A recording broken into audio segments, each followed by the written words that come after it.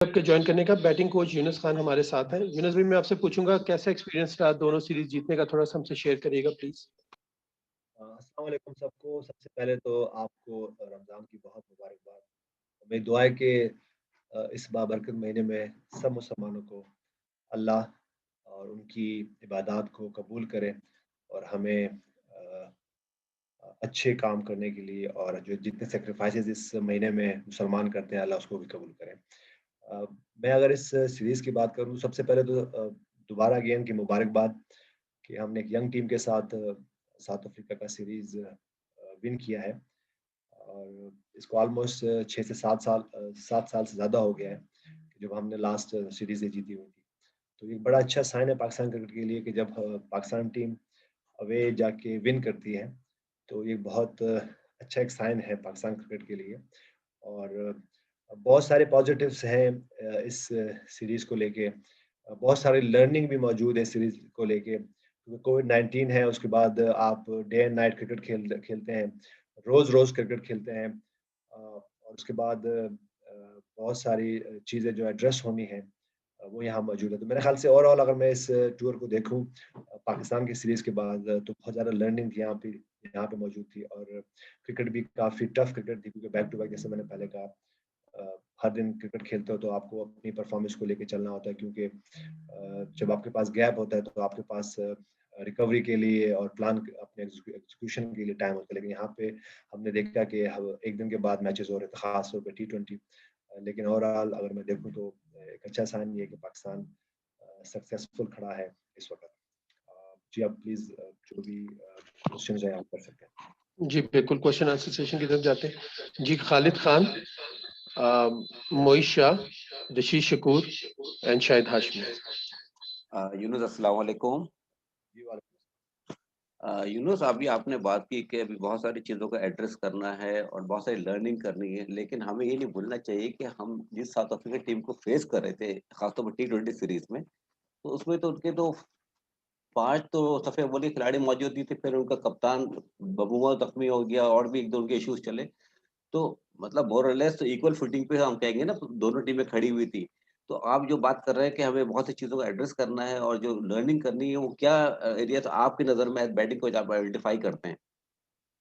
खालिद भाई मेरे लिए बड़ी खुशैन बात है कि मैंने देखा है कि हमारे प्लेयर्स मैं ये नहीं कह रहा कि मेरे आने के बाद ये सब कुछ हो रहा है या मैं बिल्कुल भी क्रेडिट नहीं लेना चाह रहा लेकिन मैंने देखा है कि जितनी भी इनिंग्स हुई है उसमें हम कुछ बड़ी इनिंग्स हमें नजर आई जिस तरह फ़खर ज़मान की वो इनिंग मुझे भी हमेशा बड़ी ख्वाहिश होती है कि प्लेयर जाके 100 रन ना करें बल्कि प्लेयर कोई ऐसी इनिंग खेले बेशक हम लूजिंग साइड पे खड़े हों लेकिन हमें पता चले कि हमने कुछ पीछे नहीं छोड़ा। तो फ़खर ज़मान की कुछ इनिंग्स हमने देखी कि उसने जाके अकेले ही आखिर तक खेले। उसके बाद अगर मैं बाबर आज़म की बात करूँ, तो उन्होंने भी वो इनिंग्स खेली जो कि हम हमेशा ये बात करते थे कि बाबर आज़म एक स्टेज पे जाके रुक जाते हैं। तो उन्होंने जिस तरह T20 में उनकी 100 रन्स की इनिंग हुई और ऑल द वे वो जाके खेले और अमेजिंग बैटिंग थी उनकी। तो ये वो चीज़ें थी और दूसरी बात ये कि जो हमारी शॉट सिलेक्शन थी वो बहुत इम्प्रूव हो रही थी। हमेशा मेरी ख्वाहिश होती है क्योंकि मैं खुद ज़्यादा टेस्ट क्रिकेट खेलता रहा हूँ। तो मेरी बड़ी ख्वाहिश होती है कि प्लेयर जो हैं वो फुल फेस के साथ खेलें और ग्राउंड के दोनों तरफ वो खेलें। तो ये वो एक अच्छी पॉज़िटिव थी और साथ में ही जैसे मैं कोशिश करता हूँ कि प्लेयर्स को ये बावर कराए जाऊँ कि जैसे सिचुएशन हो वैसे खेलें। तो मेरे ख़्याल से ये वो पॉज़िटिव्स हैं और कुछ लर्निंग है कि जो कि हमें एज़ अ बैटिंग यूनिट सीखनी है और प्लेयर वही अच्छे होते हैं कि जो बार-बार सीखे और हमने देखा कि बाबर आज़म हो गए, मोहम्मद रिज़वान हो गए, उसके बाद फ़खर ज़मान हो गए। ये ऐसे प्लेयर बन रहे हैं जो कि आगे जाके इस टीम को बहुत ज़्यादा सर्व कर सकते हैं और फिर मैं अगर मिडल ऑर्डर की बात करूँ, तो बहुत ज़्यादा शफलिंग हमने देखी कि प्लेयर्स हमने कोशिश की कि प्लेयर्स को खिलाया जाए। मैं यहाँ पे हैदर अली की ज़रूर बात करूँगा कि हमने अगर पिछले सीरीज़ में देखा तो हैदर अली ओपन कर रहे थे, फिर जब उन्होंने PSL खेला तो जब वो अपनी फ्रेंचाइज़ के लिए खेले तो नीचे नंबर्स पे बहुत ज़बरदस्त अमेज़िंग उनकी परफ़ॉर्मेंस नज़र आई। हमने यहाँ भी उनको कोशिश की कि वो उस रोल में मर्ज हो सके लेकिन ये जो जो वीक एरियाज़ हैं हमारी, हमने देखा कि इवन लास्ट कल के मैच में हमने देखा कि जब हमें रन बॉल चाहिए, तो जहाँ पे 4 रन्स का रन चाहिए पर ओवर वहाँ जाके हम एट द एंड में अमेजिंग है कि फिर उसके बाद हमने उसको चेंज भी कर लिया। तो मेरे ख्याल से ये वो एड्रेसेस हैं जो कि हमने लर्न करने, हमने सीखने हैं। और जैसे मैंने पहले कहा कि एक यंग टीम है, प्लेयर्स अभी सेटल हो रहे हैं, नंबर्स अभी उनको क्लियर नहीं है, लेकिन आगे जाके फिर जाके जिम्बाब्वे हमारे सामने है। और तो मेरे ख्याल से बड़ा अच्छा चांस है यंगस्टर के पास, तो दोबारा जाएं और अपने प्लेयर अपने कंट्री के लिए खेलें। और वो जो जो रोल है, जो उनको जिस रोल में हम मर्ज करना चाह रहे हैं, पाकिस्तान रोल में उनको देखना चाह रहा है, क्योंकि आगे जाके हमारे पास बहुत टफ क्रिकेट आ रही है, फिर हमारे पास वर्ल्ड T20 आ रहा है, तो हमें जाके इंडिया खेलना है। तो मेरे ख्याल से बहुत इंपॉर्टेंट है कि कि टॉप ऑर्डर के से भी रन हो, लेकिन लोअर ऑर्डर भी बहुत इंपॉर्टेंट है, क्योंकि बाज़ वक़्त आपको जाके 10 से 15 रन के जब रन बिठोरने होते, करने होते, तो उसमें हमें नजर आया कि हम पीछे रह जाते हैं। तो ये वो चीजें हैं जो कि हमने एड्रेस करनी है और हमने लर्न करने और हमने इसको ओवरकम करके आगे एक टॉप की टीम बनना है। जी अस्सलाम वालेकुम जी, मोहित शाह बात कर रहा हूँ इस्लामाबाद से। एक तो बहुत बहुत मुबारक हो आपको जीतना। इंडीड बड़ी क्रेडिटेबल चीज होती है, बाहर जाके आप जीते, एक सीरीज नहीं 2 सीरीज आगे पीछे आपने जीती। एट द सेम टाइम देखें, हमें जो फील हुआ है एज अ स्पोर्ट्स राइटर या स्पोर्ट्स जो एनालिसिस जर्नलिस्ट कि जब आपकी जो मिडिल और लोअर मिडिल ऑर्डर है, टॉप ऑर्डर तो बड़ा अच्छा खेला, कोई शक नहीं, बड़े रन स्कोर किए आपके ओपनर्स ने, वन डाउन ने, लेकिन जब एक सिचुएशन आती है कि आपको 10 ओवर्स में आपने 100 रन बनाए, टीम ने आपको अगले 10 ओवर में सिर्फ 4.5 की एवरेज से आपको 45 रन बनाने हैं, तो बैट्समैन लाइक हैदर अली और आसिफ अली ये जाके अपनी नेचुरल गेम किस तरह वहां खेल सकते हैं? कि जरूर आप स्ट्रेस करते हैं उन पे कि आप जी जाके नेचुरल गेम खेलें। यहाँ तो 5-6 ओवर की बात होती है, अगर वो 5-6 ओवर स्टे करें तो वो 45 रन वो आराम से बना सकते हैं। नेचुरल वे में तो हिट आउट करेंगे तो साथ ही उनके आउट होने के चांस हैं। तो इनको थोड़ा सा एज ए बैटिंग कोच आप ये नहीं थोड़ा स्ट्रेस करते कि भाई जो सिचुएशन है उसके मुताबिक भी कभी कभी खेला जाता है, ना कि आप अपनी natural way of stroke play उसको ही आप अनलीश करें और उसको ही दिखाएं लोगों को और जाते हुए मारदार शुरू कर दें। वहां तो सिर्फ 5 ओवर स्टे करने वाली बात थी और मैच आपके पास था, इतना स्ट्रेस ना होता, इतना जाके नीचे जाके आपको मुश्किल से ना जीतना पड़ता। इस पे थोड़ा सा बताइए। बिल्कुल मोहित भाई, आपने खुद ही सारे क्वेश्चन कर दिया और आंसर भी आपने खुद ही दे दिया। और जहाँ तक स्ट्रेस की बात है, तो खैर मुझे ये बात शेयर नहीं करनी चाहिए। अभी एयरपोर्ट पे एक मीटिंग है मेरी, तो मैं जाके एड्रेस करता हूँ हर चीजें जाके, और कोशिश करता हूँ कि मैं एक दिन का भी ज्यादा वेट ना करूँ। मेरी अभी छोटी सी मीटिंग है जाके एयरपोर्ट लाउंज में ही, मैं उनको कुछ पेपर डिस्ट्रीब्यूट करता हूँ मैच के मुतालिक। और बाज़ बात प्लेयर भी मुझसे बहुत ज्यादा चिढ़कते हैं कि यार ये यूनुस भाई हर वक्त क्रिकेट की बात करते हैं। मैं उनसे बात करता हूँ जब कोई अच्छी चीज चल रही होती है तो उसको वैसे चलने देना है। और जब खुदा ना खास्ता हम कहीं जाके हारते हैं या हम पे टफ डे आते हैं, तो मैं उस दिन बहुत कम उनको जाके फीड करता हूँ, क्योंकि उस दिन उनकी एक मेंटल स्टेट थोड़ा सा डाउन होता है। तो स्ट्रेस, तो ये है वो जो चीज़ें जो हम एड्रेस करते हैं। और बिल्कुल आपने सही कहा कि जैसे मैंने खुद ही अभी थोड़ी देर पहले बात की जब खालिद भाई से, कि ये वो चीज़ें हैं जो कि हमने एड्रेस करनी, लेकिन ऑन द टूर जैसे मैं बार-बार बात करूँ, ये हमारी रिस्पॉन्सिबिलिटी है कोचेस की, हम जैसे कोचेस की, जो कि उनके साथ बात करें, वन टू वन बात भी करते हैं। लेकिन मैं जैसे मैंने पहले कहा, क्योंकि वो एक रोल होता है जो कि आपने आपने आपको मर्ज करना होता है। वो जब तक आप अपनी मिस्टेक्स नहीं करेंगे तो वो लर्न नहीं करते। तो मेरे ख्याल से हैदर अली वो सीख रहे हैं, और उसके बाद अगर मैं लोअर ऑर्डर की और थोड़ी बात करूँ तो बिल्कुल वो सीख रहे हैं। और हमने देखा कि पिछली सीरीज में हमने देखा, पिछली कुछ सीरीजों में देखा कि हमारे अगर हम टॉप ऑर्डर बैटिंग की बात करें तो वो परफॉर्म नहीं करती थी, और लेकिन लोअर ऑर्डर परफॉर्म करते थे। जैसे हमने इंग्लैंड की बात कर लें, उसके बाद न्यूजीलैंड की बात कर लें, मोहम्मद हफीज यहाँ हमें थोड़े से ऑफ लगे, क्योंकि होता है बात करती है कि जब आपकी टॉप ऑर्डर बहुत ज्यादा अच्छा कर रही होती है और आपके ओपनर्स खासतौर पर परफॉर्म करे, तो लोअर ऑर्डर को इतनी बैटिंग नहीं मिलती है। और सडनली जब वो क्योंकि उनको इतनी फीडिंग नहीं हुई होती है, तो जब वो क्रंच सिचुएशन में आते हैं तो उनकी वो जो एक फॉर्म होती है वो नजर नहीं आती। तो ये बिल्कुल हम एड्रेस करते हैं, कोशिश करते हैं, लेकिन सेम टाइम पे जैसे मैंने बार-बार कहा कि डे एंड नाइट क्रिकेट हो रही होती है, तो बाज़ वक़्त आप बहुत ज़्यादा प्लेयर्स को पुश भी नहीं कर सकते, लेकिन प्लेयर को खुद अंडरस्टैंड करना चाहिए। हम उनको कराते भी हैं और वो खुद सीख भी रहे हैं। और जैसे कल का मैच की बात है, तो अगर जैसे फ़खर खेल रहे थे, उससे पहले बाबर खेल रहे थे। अगर मेरे ख़्याल से उनमें से कोई प्लेयर जो मेरी हमेशा कोशिश होती है कि मैं अपने बैट्समैन से बात करूँ कि पीछे कुछ छोड़ के ना आए। तो हमने कल पीछे कुछ छोड़ा और सडनली फिर एक ऐसी सिचुएशन आ गई कि हमसे एक रन बॉल भी नहीं हो रहा। तो ये वो लर्निंग है जो जैसे मैंने पहले कहा कि ये प्लेयर सीखते हैं और जब वो मिस्टेक्स करते हैं तो वो सीखते हैं। अस्सलाम वालेकुम यूनुस।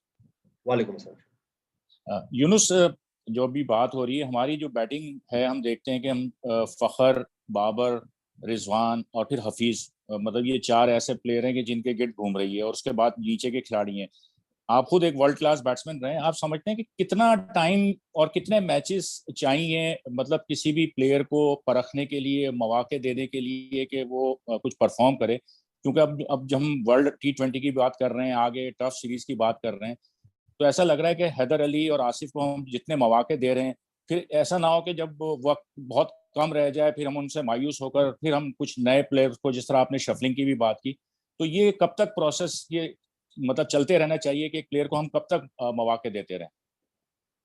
शिव भाई, ये जो आपको पता है कि मैं एक बैटिंग कोच हूँ, तो बहुत सारी चीज़ें, जैसे मैंने बार-बार कहा कि मैं उसकी तरफ नज़र तो आ रहा होता हूँ, लेकिन मैं उसका पार्ट होता भी हूँ, लेकिन क्योंकि मैं वो फैसला मैं नहीं कर पाता। अगर आप मैं बात करूँ तो यहाँ पे चीफ सेलेक्टर्स मौजूद हैं, हेड कोच का मौजूद है, उसके बाद कैप्टन मौजूद है, तो ये उनके डिसीजन कि प्लेयर को कितना कितना मौका देना चाहिए। मेरे ख्याल से अगर मैं अपनी बात करूँ, ये मेरी अपनी पर्सनल ओपिनियन है कि अगर आप 2 से 3 सीरीज़ कोई भी प्लेयर खेलें, तो मेरे ख़्याल से उसको, अगर वो उस कैलिबर के प्लेयर होंगे, तो वो परफ़ॉर्म करेंगे। लेकिन जैसे मैंने पहले कहा कि मैं एक बैटिंग कोच हूँ, तो मैं जाके अपने सिर्फ़ रिकमेंडेशन दे सकता हूँ, मैं फ़ीड कर सकता हूँ सबको। अगर मुझसे जब वो कोई भी क्योंकि मैं उनके अंडर में हूँ, वो मेरे अंडर में नहीं है, तो मैं बहुत सारी चीज़ें जाके एड्रेस करने की कोशिश करता हूँ। लेकिन फाइनली फ़ैसला आपको पता है कि हेड कोच के होते हैं, उसके बाद कैप्टन के होते हैं, तो लेकिन मैं कोशिश करता हूँ कि मैं अपनी फीडबैक ज़रूर दूँ। तो मेरे ख़्याल से हम कोशिश कर रहे हैं कि जल्द से जल्द कि एक राइट कॉम्बिनेशन हम उतारें, और प्लेयर्स हैं जो सिचुएशन में सूटेबल हैं, जो कि परफ़ॉर्म कर सकते हैं, उनको वो मौका दें। और साथ में एक बहुत मुश्किल हो जाता है कि बाज़ औक़ात आप अगर किसी प्लेयर को कहो कि वो नेशनल गेम ना खेलें, क्योंकि फिर मैंने सेम टाइम पे देखा है कि बाज़ औक़ात ये न्यूज़ भी आती है कि कोचेज़ जो हैं वो उनको अपना नेशनल गेम नहीं खेलने देते हैं। लेकिन जब जैसे मोहित शाह साहब ने कहा कि उनको चेंज होना है, आपको मैसेजेस भी देने हैं, तो एक मैच के दौरान ये चीज़ें बहुत मुश्किल हो जाती है। तो सेम टाइम पे ये प्लेयर्स को अंडरस्टैंडिंग करनी है, उनको ओनरशिप लेनी है, उनको वो प्रिपरेशन करनी है। हम करा तो सकते हैं, लेकिन आपको बाज़ औक़ात, क्योंकि ये क्लब की लेवल की क्रिकेट नहीं है, हम जाके उनके ऊपर हर वक़्त डंडा परेड नहीं कर सकते। तो मेरे ख़्याल से प्लेयर को ये अंडरस्टैंड करना पड़ेगा, और कर रहे हैं प्लेयर। हमने देखा है कि प्लेयर रोल में मर्ज हो रहे हैं। और अगर मैं अपनी बात करूँ, जिस तरह मैं क्रिकेट खेलता था, टेस्ट क्रिकेट खेलता था, या वनडे खेलता था, या इवन T20 खेलता था, तो मेरी कोशिश ये होती थी कि मेरे पास कोच कम आए, बल्कि मैं खुद ही लर्निंग करूँ। और बाज़ औक़ात मैं एज़ अ टॉप प्लेयर, मैं कोचेज़ को मैं ज़्यादा अपने आप के करीब आने भी नहीं देता था, क्योंकि मैं खुद रियलाइज़ करने का होता था कि मुझे सीखना है, और ज़रूरी नहीं कि मेरे पास हर वक़्त कोचेज़ खड़े होंगे। ये ज़रूरी है प्लेयर्स को कि वो अंडरस्टैंड करें, और अपने मुल्क के लिए जिस तरह हमें खेलना चाहिए। हमने देखा कि बहुत से ऐसे प्लेयर्स हैं दुनिया में जो कि जो कि एक्स्ट्राऑर्डिनरी नहीं है, लेकिन वो अपने जब मुल्क की बात आती है, कंट्री की बात आती है, तो वो अपने खेल को मर्ज करते हैं, और जब उनको 15 रन चाहिए होते हैं पर ओवर, तो वो भी करने जाते हैं, और जब उनको रन बॉल खेलना होता है तो वो भी करते हैं। तो मेरे ख्याल से प्लेयर्स को ये खुद अंडरस्टैंड करना चाहिए कि वो किस तरह उनको अपने मुल्क को सक्सेस दिलानी है, और कैसे उनका रोल है। Thank you Yunus. अस्सलाम वालेकुम। जी, वालेकुम अस्सलाम। यूनुस, जैसे अभी आपने कहा कि प्लेयर सीख रहे हैं और सीखते हैं, तो क्या हम जल्दी नहीं कर रहे हैं? आपके जमाने में जब प्लेयर आता था तो बड़ा मैच्योर होके आता था, आपने जब 2000 में क्रिकेट खेले, बड़े मैच्योर फर्स्ट क्लास क्रिकेटर थे। क्या हम, ठीक है आप सिलेक्शन का पार्ट नहीं है, लेकिन क्या हम जल्दी नहीं कर रहे हैं लड़कों को एक PSL पे, एक नेशनल T20 पे, एक T20 में डेब्यू पे 100 करने पर हम सेलेक्ट कर रहे हैं, और फिर वो इंटरनेशनल क्रिकेट में आके लर्न कर रहे हैं, जो कि इंटरनेशनल क्रिकेट स्टेज नहीं है लर्न करने की? बिल्कुल, आप सही कह रहे हैं शायद भाई। ये हमेशा मैं लास्ट जब मैं आपके सामने आता हूँ, मैंने एग्ज़ैक्टली यही बात की थी कि अगर आप किसी टेस्ट मैच के लिए किसी प्लेयर को लेते हैं, तो उसके पीछे फर्स्ट क्लास की क्रिकेट होनी चाहिए। उसकी खैर आप ग्रेड 2 की क्रिकेट नहीं है, हम जब हम अपनी बात करें तो हम ग्रेड 2 की क्रिकेट से बहुत ज़्यादा सीखते थे। उसके बाद अगर कोई भी T20 का प्लेयर हो या वनडे के प्लेयर हो तो उनको उनके पीछे लिस्ट ए के मैचेस होना चाहिए और बाज़-औक़ात लेकिन बात वही है कि अब जैसे मैं और आप हैं तो हम उस पीढ़ी से हैं जो कि समझते थे कि प्लेयर्स को इतना क्रिकेट खेलनी चाहिए। लेकिन बहुत सारी मीडिया पे बात होती है, बहुत सारे कमेंटेटर्स बात करते हैं, बहुत सारे यूट्यूब चैनल्स पे बात करते हैं। ये प्रेशर बिल्ड होता है टीमों पे, कोचेस पे, उसके बाद सेलेक्टर्स पे कि इस प्लेयर को पिक करें। और जब हम जैसे लोग जाके यूट्यूब चैनल्स पे बात करते हैं कि जी यूनुस खान को फौरन ले लें क्योंकि वो ही इज रेडी, और यूनुस खान ने सिर्फ 2 मैच खेले होते हैं T20 के। तो ये वो प्रेशर क्रिएट होता है, बिल्ड होता है और फिर सेलेक्टर्स और कोचेस और हेड कोचेस फिर ये फैसला करते हैं कि इस प्लेयर को खिलाया जाए और मैं बिल्कुल भी नहीं, इसके खिलाफ। एज अ ग्रेट आप क्या समझते हैं, लेना चाहिए या नहीं? बिल्कुल, मैं आपसे यही बात कर रहा हूँ, अगर मैं यहाँ हूँ तो मैं ज़रूर कोई भी किसी प्लेयर को भी पिक करने से पहले मैं ज़रूर ये देखूँ कि उसके बेल्ट पे कितनी क्रिकेट है। और देखें, ये बहुत इम्पोर्टेंट होता है कि हम बाज़-औक़ात बात करते हैं कि ये यंग ब्लड की क्रिकेट है। ठीक है, यंग ब्लड की क्रिकेट तो है, T20 यंग ब्लड की क्रिकेट तो है, वनडे क्रिकेट यंग ब्लड की क्रिकेट तो है। लेकिन जो प्लेयर्स मैच्योर हैं और उनकी फिटनेस मौजूद है, उनकी कमिटमेंट मौजूद है और वो परफॉर्म कर सकते हैं और उनके बेल्ट पे काफ़ी क्रिकेट मौजूद है। ओवरऑल अगर मैं देखूँ तो दुनिया में खेल रहे होते हैं बहुत सारे प्लेयर, लेकिन कंट्री के लिए नहीं खेल रहे होते। यही अगर मैं साउथ अफ्रीका टीम की बात करूँ तो बहुत से ऐसे प्लेयर वो जो दूसरे मुल्कों की लीग्स में जाके खेल रहे हैं और अपनी कंट्री के लिए नहीं खेल रहे। तो बाज़-औक़ात ये मुश्किल हो जाता है। लेकिन मेरे ख़्याल से कोई भी प्लेयर को पिक करने से पहले, जैसे मैं बार-बार बात करता हूँ और आइंदा भी ये बात करता हूँ, उसके बेल्ट पे कुछ क्रिकेट होनी चाहिए, ताकि वो आएँ और हमें यहाँ पे, मैं ये बिल्कुल नहीं कह रहा हूँ कि हम कोचेज़ पे काम नहीं करना चाहिए, लेकिन जो आपकी कंट्री के जो प्लेयर हों, वो बेस्ट हों और वो उनको जाके जैसे मैं बात करूँ कि जब उनको 10 रन्स की एवरेज चाहिए तो वो 5 रन्स की एवरेज ना खेल रहे हों। जब उनको 5 रन्स की क्रिकेट को अचीव करना और रेट अचीव करना, तो वो 15 रन्स करने जा रहे हों। तो ये तभी आता है जब उनके बेल्ट पे बहुत सारी क्रिकेट होती है। तो मेरे ख्याल से आप हमें सिलेक्शन में बहुत इम्पोर्टेंट है कि हम देखें कि कौन से प्लेयर सूटेबल हैं जिस रोल के लिए, और वो उनके पीछे बेल्ट पे क्रिकेट हो तो उनको पिक करना चाहिए। जी, Umar, Majid Bhatti, Aamir and Abbas. Thank you Younus भाई, जिस तरह क्रिकेट चेंज हो रही है, हम बैट्समैन की बात करते हैं कि T20 फॉर्मेट काफ़ी तेज़ हो गया और प्लेयरों को अपने रोल के मुताबिक खेलना है। ज़ाहिर है कोचेस को भी अपने आप को अपडेट करना है, ये फॉर्मेट के साथ कैसे वो कोप करना है। अगर हम हैदर की स्पेसिफिक बात करें, आपने काफ़ी डिटेल में उसके बारे में बात की है। मैं 10 मैचेस का रिकॉर्ड निकाल के बैठा हुआ था रात को, तो मैंने ये चीज़ देखा कि जब हैदर स्टेप इन करता है पिच के ऊपर, तो उसके पास 120 बॉल से ज़्यादा 6 मैचेस ऐसे थे जिसमें 120 बॉल्स उसके पास थे कि वो स्टेप इन कर सके और अपनी बारी ले सके। लेकिन 5, 8, 9, 7, 11 इस तरह की बॉलें खेल के आउट हो रहा था। तो प्रॉब्लम एग्ज़ैक्टली कहाँ पे आ रही है हैदर के साथ? ही इज़ वेरी टैलेंटेड, इसमें कोई शक नहीं है, लेकिन क्या कोचिंग को समझ नहीं पा रहा, वो आपके साथ काम नहीं कर पा रहा, या उसकी अपनी प्रॉब्लम है कुछ? देखिए जैसे अभी पहले ही हमने बातें की कि उनको नेशनल गेम खेलना चाहिए, तो आप क्या चाहते हैं कि मैं उनको अपना नेशनल गेम ना खेलने दूं और उनको मैं कहूँ कि यूनुस खान की तरह सीधे बैट से जाके खेलें और 30 बॉलें खेलें और जाके 35 रन करें या 40 रन करें? देखिए, ये अभी मैंने खुद ये बात की कि अगर हम शायद हाशमी की बात करें, खालिद अज खान की बात करें, यूनुस खान की बात करें, मोइन शाह की बात कर लें और साथ में फिर आपकी बात कर लें, तो ये देखिए खुद ही क्रॉस हो गया। तो मेरे ख्याल से इस पे मैं इसको क्या जवाब दूँ, लेकिन मैं वो एक प्लेयर हूँ। पिछले दिनों बहुत बातें आई मीडिया में, मेरे ख्याल से पता नहीं कहाँ से आई। प्लेयर कहते हैं या कौन कहते हैं कि जी हमारे कोचेस हमें अपना एक्सप्रेस करने के लिए हमें मौके नहीं देते। तो मेरे ख्याल से हमें बिल्कुल मौके देने चाहिए। हमें इनका बिल्कुल क्रेडिट नहीं लेना चाहिए जब परफॉर्म करें। हाँ, जब जिस वक़्त परफॉर्म ना करें तो हम जैसे लोगों को आपके सवाल के जवाब बिल्कुल देने चाहिए। लेकिन सेम टाइम पे देखिए, हमें ये अंडरस्टैंड करना है कि अगर हम हैदर अली की बात करें, हैदर अली एक फ्यूचर का एक स्टार प्लेयर बनने जा रहा है। अगर मैं उसकी जब उनका डेब्यू हुआ और हमने, अगर आपको याद हो, आप स्टैट में थोड़ा-सा पीछे जाएँ, तो जो पहला बॉल खेले हैं, उसपे क्या रन्स किया उन्होंने?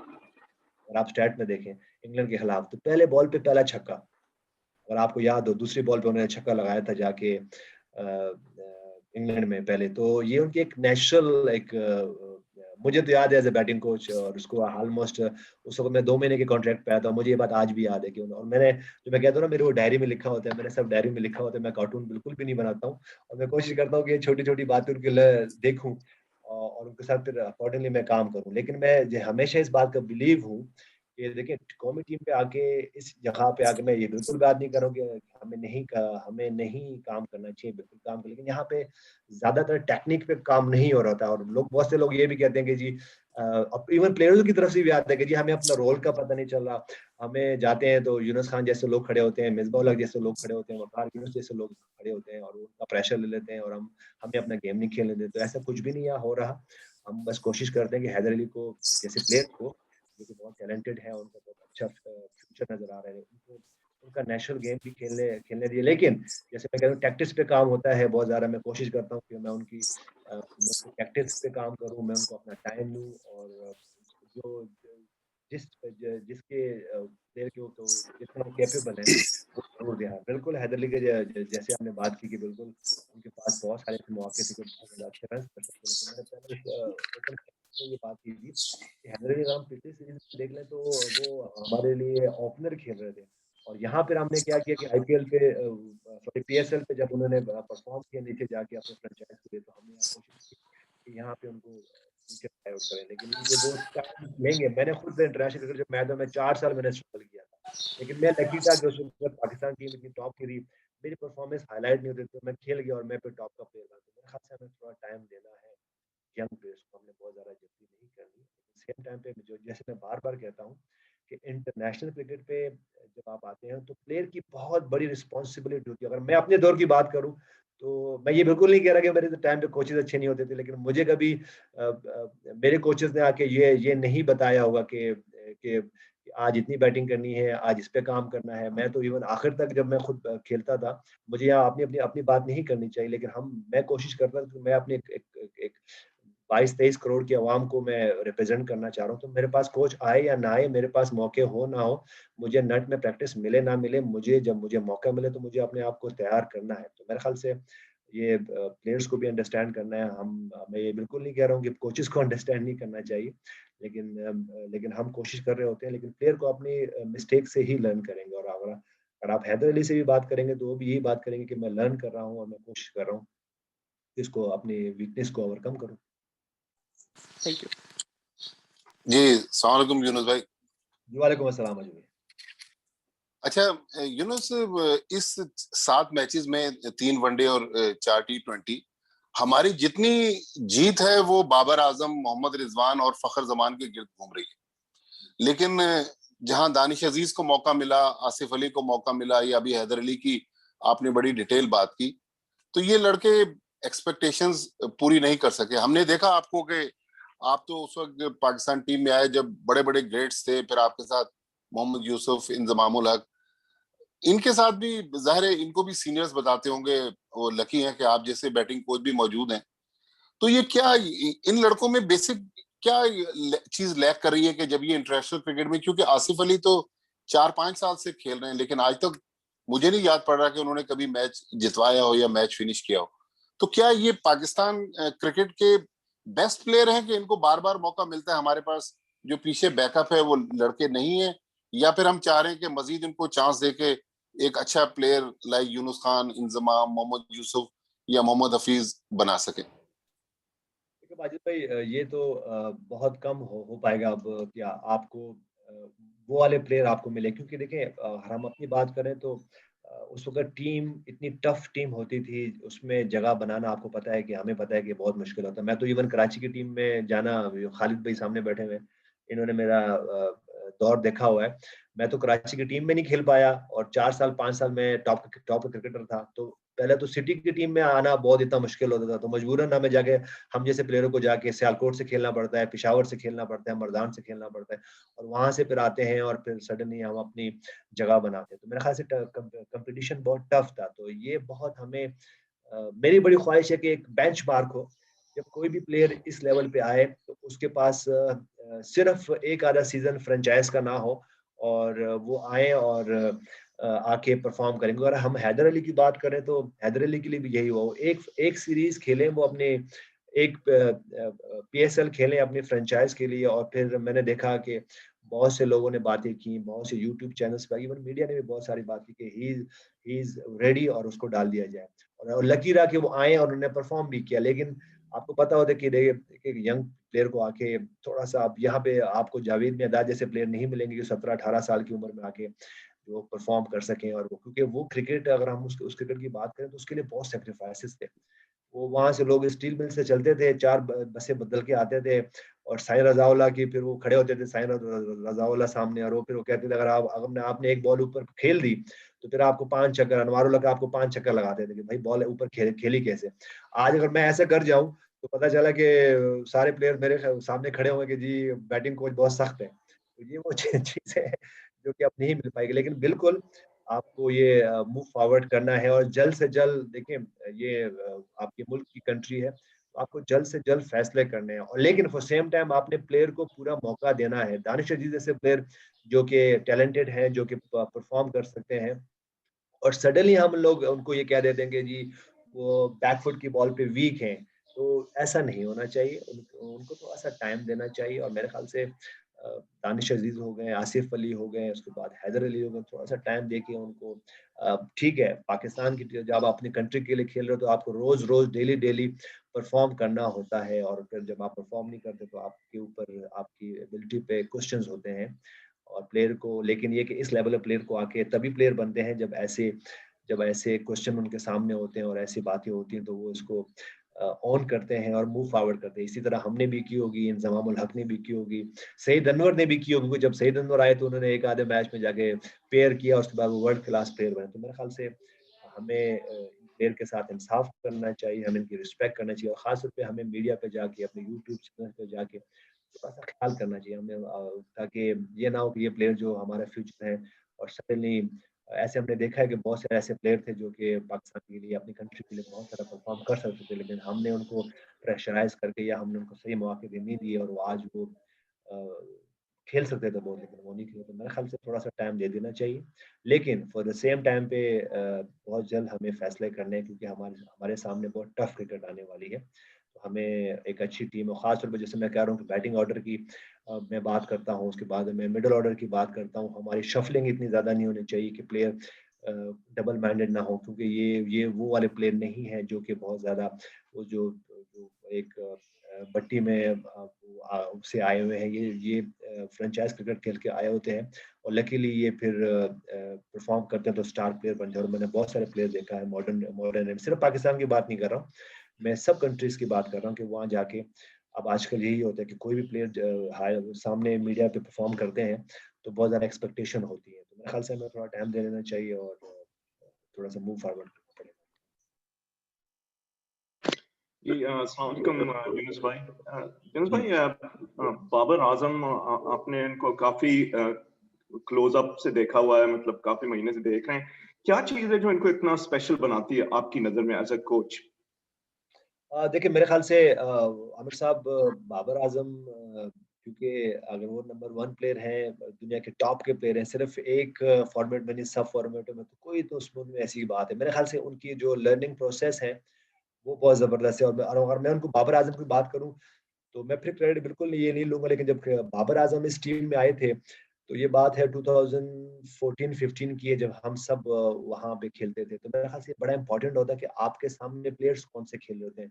हम आज दुनिया की टॉप ऑर्डर की टॉप प्लेयर्स की बात करते हैं, हम अपनी बात करते हैं। जब हम जैसे प्लेयर टीम में आए थे तो हमारे सामने सईद अनवर, इंजमाम उल हक, मोहम्मद यूसुफ, आमिर सुहेल, एजाज अहमद, सलीम मलिक जैसे प्लेयर हमारे सामने होते थे। तो वहां से लर्न करने के लिए आपके पास, वो कहते हैं ना, एक फैक्ट्री थी।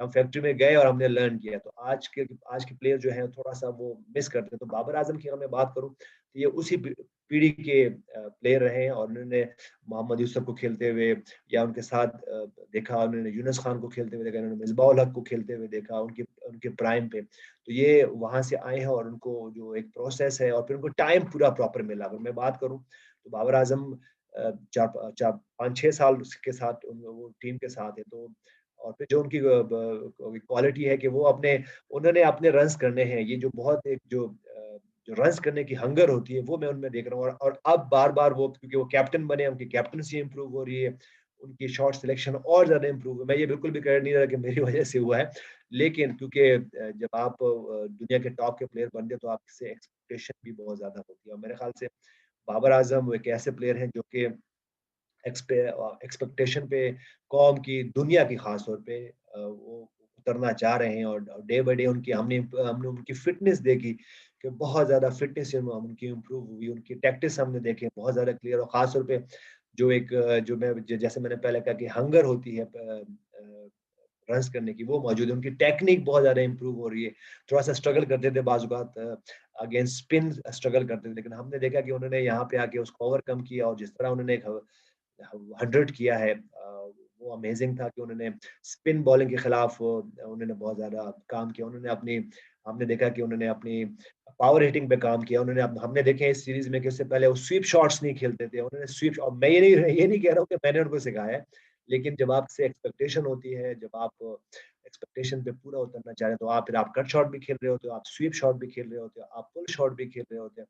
अपनी अ, अपनी फिटनेस भी इम्प्रूव कर रहे होते हैं, क्योंकि देखें ये एक डिमांड है आज की क्रिकेट की कि आपको अपनी फिटनेस पे आप काम करना है, आपकी फिटनेस उस लेवल पे, क्योंकि बड़ा मुश्किल सीरीज थी। अगर मैं बात करूं, 4 T20 हमने खेले और 8 दिनों में, अगर मैं ये 10 साल पहले बात करता तो बहुत मुश्किल होता था। हम तो अगर तीन मैचों की सीरीज खेलते थे तो 15 दिन में हमारी क्रिकेट होती थी, हमारे पास बहुत टाइम होता है। लेकिन आजकल कोविड की वजह से, ट्रैवलिंग की वजह से बहुत ज़्यादा टफ है, और प्लेयर्स को डे बाय डे, अगर कोई प्लेयर नहीं खेल रहा होता है तो फिर उसको ट्रेनिंग भी बहुत दबा के करनी होती है, रोज़े भी रखने के हमने देखा कि हमारे एक प्लेयर ने बहुत ज़बरदस्त हमें मिसाल दी, उन्होंने बैटिंग भी की मोहम्मद रिजवान की शक्ल में, फिर उन्होंने पूरी इनिंग्स भी खेली। तो इतना टफ आपको होना पड़ेगा, अगर आप इतने टफ नहीं हो तो मेरे ख्याल से आप रैंकिंग में, वर्ल्ड रैंकिंग में आप आपका नाम नहीं कमा सकते। और इसी तरह ये सिर्फ पाकिस्तानी प्लेयर्स के लिए नहीं है, हम अगर सारे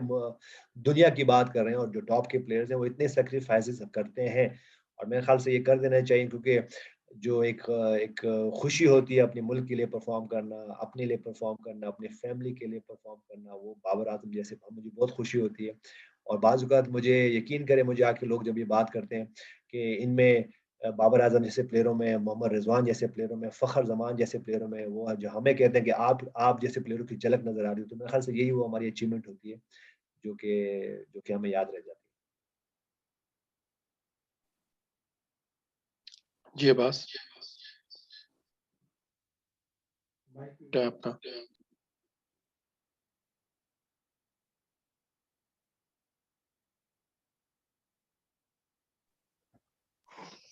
जी यूनुस भाई, जी आवाज आ रही? जी, आवाज़ आ रही। अच्छा, ये जिम्बाब्वे के खिलाफ ये हम तजर्बात देखते हैं, बैटिंग में, मिडल ऑर्डर में काफी मुसाइल है।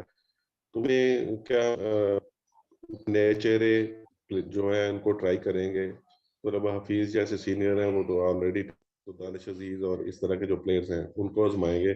और दूसरा एक बात ये पूछनी थी कि आसिफ अली जो है, आपने कहा कि बड़े तजर्बाकार खिलाड़ी जो है वही परफॉर्म करते हैं, तो आसिफ अली का तो तजर्बा तो कम नहीं है। दानिश अजीज चले नए हैं, हैदर अली नए हैं, लेकिन आसिफ का तो काफी तजर्बा है। तो इसके बावजूद वो जब भी कोई क्रूशल मोमेंट होता है तो विकेट सेक्रीफाइस कर देते हैं। तो क्या अब भी हम उनके साथ तजर्बात जारी रखेंगे? देखिए, मेरे ख्याल से इन प्लेयर्स को पूरा मौका दे देना चाहिए, क्योंकि बाज़ औक़ात प्लेयर भी डबल माइंडेड होते हैं, और जब वो ख़ास तौर पे आसिफ अली जैसे प्लेयर को जब वो बार-बार इन और आउट हो रहे होते हैं, तो देखिए प्लेयर को भी देखिए, प्लेयर का भी एक हर प्लेयर बहुत ज़्यादा जावेद मिर्ज़ा जैसा स्ट्रॉन्ग प्लेयर नहीं होता, शाहिद अफरीदी जैसा स्ट्रॉन्ग माइंडेड प्लेयर नहीं होते, सईद अनवर जैसे स्ट्रॉन्ग माइंडेड प्लेयर नहीं होते। मेरे ख्याल से इनको थोड़ा-सा मौका दे देना चाहिए, ताकि कल को फिर कोई ऐसी खलिश उनके दिल में भी ना हो, और मैनेजमेंट के भी दिल में ना हो कि हमने इनको पूरा मौका नहीं दिया। और जहाँ तक दानिश अजीज की बात है, हैदर अली की बात कर रहे हैं, मोहम्मद हफीज की बात करें, मोहम्मद हफीज की बहुत सारी बातें होती हैं सीनियर प्लेयर के लिए। ये नहीं कि मेरे साथ बहुत क्रिकेट खेले मैं उनको सपोर्ट करता हूँ, बल्कि मैं हर प्लेयर को बहुत ज्यादा सपोर्ट करता हूँ, क्योंकि वो पाकिस्तान का प्राइड होते हैं, पाकिस्तान के ये बच्चे हैं, हमारे बच्चे हैं। तो मैं कोशिश करता हूँ कि उनके साथ, चाहे वो सीनियर हो चाहे वो जूनियर हो, चाहे वो मेरे साथ क्रिकेट खेले हुए हो या मेरे मेरे दौर में नहीं खेलो, मैं कोशिश करता हूँ कि मैं उनको अच्छी मेंटोरिंग करता हूँ, क्योंकि मैं कोशिश करता हूँ कि मैं सिर्फ उनको बैटिंग ना सिखा सकूं। देखिए बैटिंग तो कोई भी आके सिखा देगा, बल्कि मैं कोशिश करता हूँ कि मैं उनको लाइफ सिखाऊं, कि लाइफ में अप एंड डाउन जब होते हैं और आपको हमने अपने लाइफ में अप एंड डाउन बहुत देखे हैं, तो आपसे उसको ओवरकम कैसे करते हैं। मेरी बड़ी कोशिश होती है कि मैं उनकी, ठीक है उनकी टेक्निक भी बहुत इंपॉर्टेंट है, उनके टैक्टिक्स भी बहुत इंपॉर्टेंट है, टाइम भी नहीं होता लेकिन टाइम निकालना भी पड़ता है। लेकिन मेरी बड़ी ख्वाहिश है कि जब मैं नहीं रहूँ उस टीम के साथ, तो ये प्लेयर, चाहे इनके साथ हम जैसा कोच खड़ा हो या ना खड़ा हो, या इवन हमसे अच्छे कोचेस खड़े हो या ना खड़े हो, ये खुद लर्न करे अपनी लाइफ को और मूव फॉरवर्ड करें। तो मेरे ख्याल से आसिफ अली उस फेज में है कि उसको हम सब की सपोर्ट दरकार है, क्योंकि हमने उसकी लाइफ देखी पिछले दिनों, उनकी बेटी का वो उसमें फंसे हुए थे। तो मेरे ख्याल से ये बहुत सी चीजें माइंड में चली होती है, और जरूरी नहीं कि हर इंसान बहुत ज्यादा स्ट्रांग हो या स्ट्रांग नजर आ रहा होता है लेकिन अंदर से इतना स्ट्रांग हो। तो मेरे ख्याल से हमें इनको ऐसे प्लेयर्स को पूरा मौका दे देना चाहिए, ताकि इनके साथ इंसाफ हो। और मेरे ख्याल से अभी जिम्बाब्वे की सीरीज आ रही है, जो भी प्लेयर्स हैं हमारे पास, उनको पूरे मौके देने चाहिए। दानिश अजीज जैसे प्लेयर्स हो गए, आसिफ अली जैसे प्लेयर्स हो गए, हैदर अली जैसे प्लेयर हो गए, इनको पूरे मौके दे देने चाहिए ताकि हम उनसे उनका बेस्ट ले लें। और यही वो मौके होते हैं जो कि आपको अवेल करने, प्लेयर की भी कोशिश होनी चाहिए कि जब उनको सपोर्ट मिल रही होती है कंट्री से, तो कंट्री के लिए खेलें। कंट्री बहुत इंपॉर्टेंट है।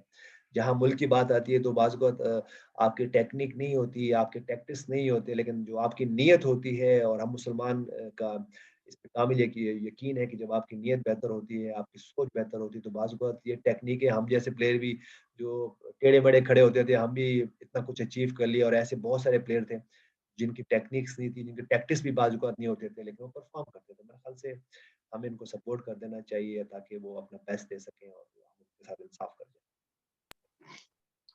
ओके जी, थैंक यू वेरी मच आप सबका। पाकिस्तान टीम अभी 2 बजे फ्लाई करेगी जिम्बाब्वे के लिए, इंशाल्लाह।